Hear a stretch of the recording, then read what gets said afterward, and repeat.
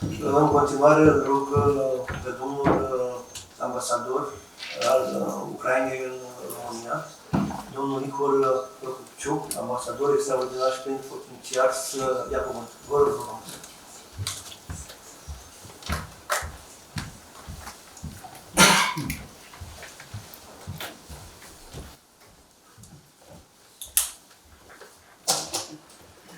Bună dimineața. I will speak in English.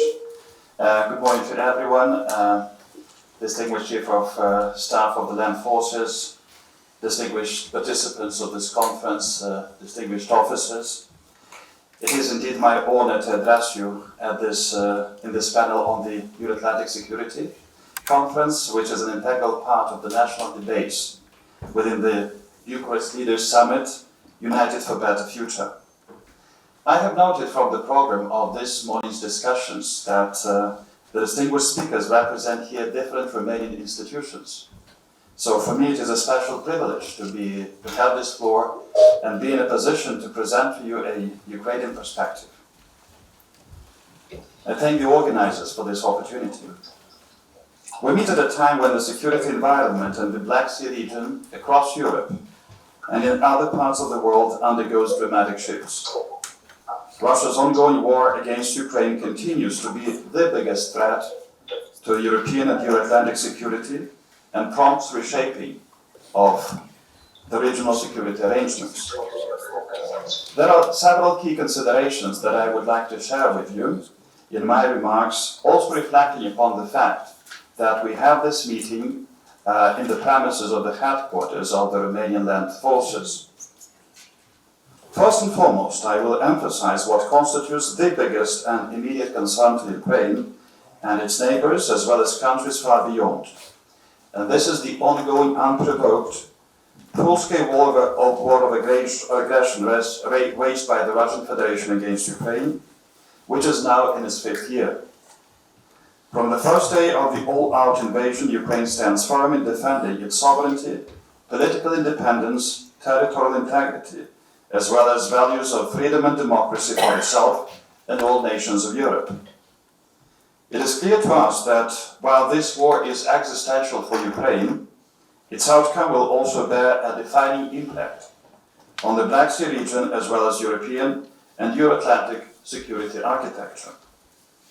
Today marks 1,533 days since the beginning of Russia's full-scale armed invasion into Ukraine, or what Russian propaganda continues to call a special military operation. According to the General Staff of the Armed Forces of Ukraine, as of 4th May, Russia has lost from the beginning of the all-out war nearly 1,340,000 military personnel.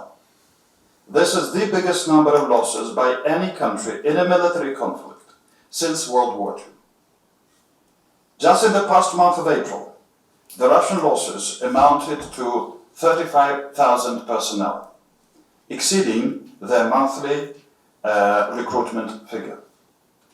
In this war, Ukrainian defense forces destroyed enormous amounts of Russian military equipment, approximately 12,000 tanks, 41,000 artillery systems, 435 aircraft, and over 350 helicopters, 33 warships, including 1/3 of the Russian Black Sea Fleet, and 2 submarines.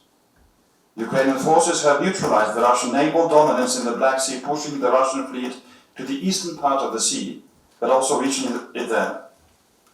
As you very well know, failing to make decisive gains on the battlefield, the Russians have mounted a terror campaign against Ukrainian civilians, targeting unmasked Ukrainian critical energy infrastructure. The past winter was the most difficult in this war, when millions of civilians in Ukraine were left without electricity, water, heating in sub-zero temperatures for weeks. And this terror and that genocide were happening in the center of Europe in the 21st century. Although the low temperatures are now behind us, Russia continues to intimidate and terrorize Ukrainian civilians by massive attacks on a daily basis. I would like to share with you just a few recent figures. Between 27 April and 2nd May, Russia launched approximately 1,600 drones, nearly 1,100 guided aerial bombs, and 3 missiles against Ukrainian citizen communities.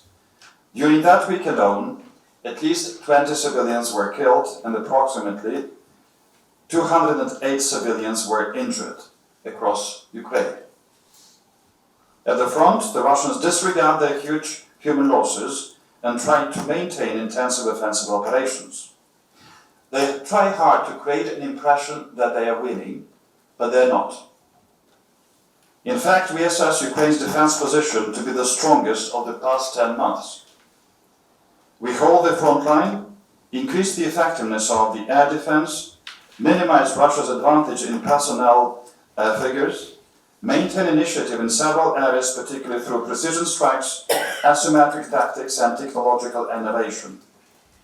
Ukraine's strikes on Russian ports and oil and gas export infrastructure, combined with sanctions pressure, are intended to decrease Russia's energy sector revenues and force it to engage seriously in peace negotiations to bring an end to this awful war. Russia's war against Ukraine is not a war for territorial gains.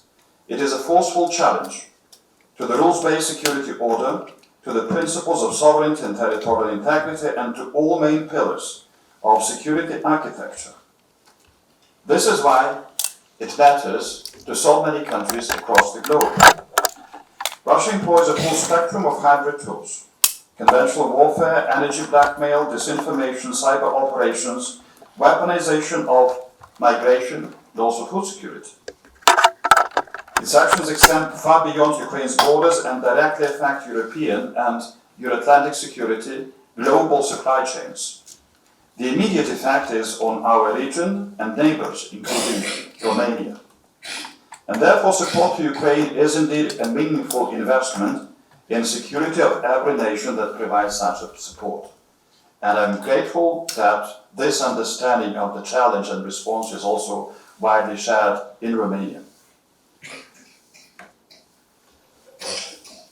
When President of Ukraine, Volodymyr Zelensky, paid a visit to Romania in March, he signed with President Duda a declaration on establishment of strategic partnership between Ukraine and Romania.